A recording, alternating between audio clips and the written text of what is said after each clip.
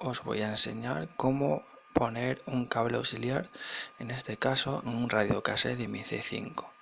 Lo primero que hay que quitar esas dos pestañitas haciendo palanca y encontraréis pues un par de tornillos con cabeza Tor, no me acuerdo qué número. Sacamos el radiocassette y encontraremos estos conectores. Yo los he quitado para estar más cómodo.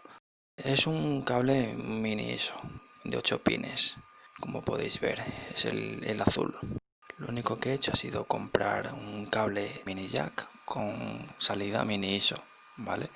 Este mini ISO, pues el cabezal yo lo corté los cables porque no tuve manera de quitar esos conectores y poderlo enganchar luego al radiocassette.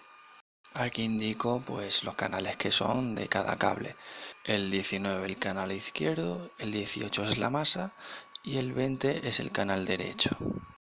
Para ello corté, como he dicho, los cables y también corté los que venían ya puestos en el radiocassette.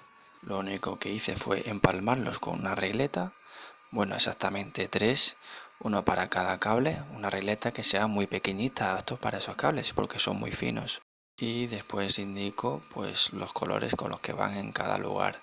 Simplemente seguir, si no, la muestra uno del otro, ya está, es simplemente seguirlo. Intenté quitar lo que venían puestos del radiocassette, pero como dije no tuve manera y opté por cortarlo y empalmarlo. Una vez conectado todos, lo que hice después es coger un CD en blanco y grabar una pista, pero una pista también en blanco, sin audio, pero que esté ahí, porque así cogerá la señal de audio del cargador y la interpretará como si hubiera un audio, pero que en este caso va a ser el del reproductor que pongamos externo. Yo utilicé el programa gratuito Audacity, es muy fácil.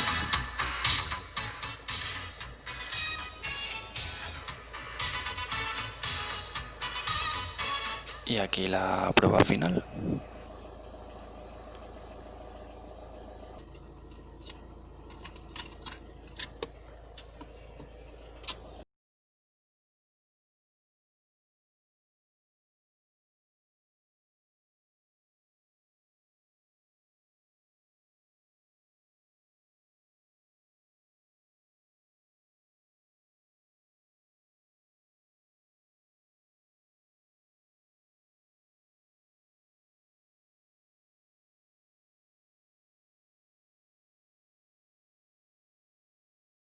Lleva amplificador.